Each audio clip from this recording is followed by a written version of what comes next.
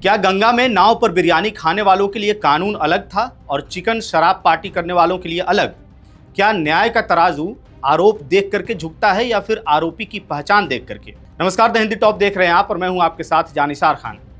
दरअसल वाराणसी की गंगा इन दिनों आस्था की वजह से नहीं बल्कि एक कानूनी और राजनीतिक विवाद की वजह से भी चर्चा में है।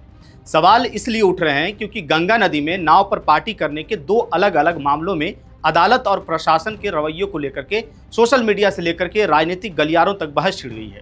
एक तरफ कथित तौर पर नाव पर चिकन पकाने और शराब पीने के आरोपों में गिरफ्तार 5 लोगों को महज 24 घंटे के भीतर जमानत मिल जाती है, जबकि दूसरी तरफ इसी गंगा नदी में नाव पर इफ्तार पार्टी और बिरयानी खाने के आरोप में गिरफ्तार 14 मुस्लिम युवकों को लगभग 2 महीने तक जेल में रहना पड़ता है और अंततः उन्हें राहत के लिए इलाहाबाद हाई कोर्ट का दरवाजा खटखटाना पड़ता है।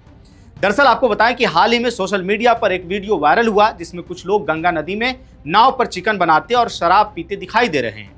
वीडियो के साथ यह दावा भी किया गया कि यह नाव बीजेपी से जुड़े एक पार्षद की है।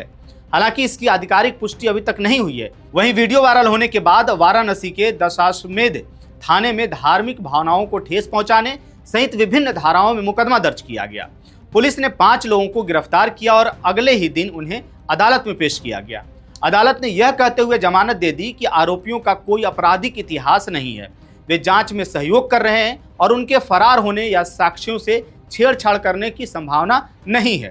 अब इस फैसले के बाद लोगों को 3 महीने पुराना मामला याद आ गया, जब मार्च 2026 में गंगा नदी में नाव पर इफ्तार पार्टी करने और बिरयानी खाने के आरोप में 14 मुस्लिम युवकों को गिरफ्तार किया गया था।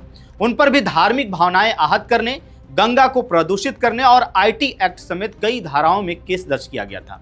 लेकिन उस मामले में निचली अदालत ने जमानत देने से इनकार कर दिया। बाद में सेशन कोर्ट ने भी राहत नहीं दी। नतीजा यह हुआ कि आरोपियों को लगभग 2 महीने जेल में रहना पड़ा और आखिरकार इलाहाबाद हाई कोर्ट से उन्हें जमानत मिली।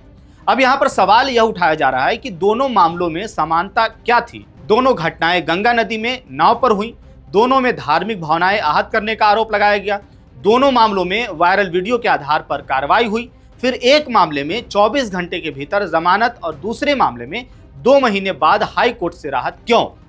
हालांकि कानून के जानकारों का मानना है कि हर मामला अपने तथ्यों और धाराओं के आधार पर तय होता है। अदालतें सिर्फ आरोपी की पहचान नहीं बल्कि एफआईआर की प्रकृति, आरोपों की गंभीरता, जांच की स्थिति और अभियोजन पक्षी दलीलों को भी देखती हैं। इसलिए सिर्फ समय के अंतर के आधार पर यह निष्कर्ष निकालना कि किसी एक पक्ष के साथ भेदभाव हुआ कानूनी रूप से सही नहीं होगा। लेकिन दूसरी तरफ यह भी सच है कि जब 2 मिलते जुलते मामलों में इतना बड़ा अंतर दिखाई देता है तो आम लोगों के मन में सवाल पैदा होना स्वाभाविक है।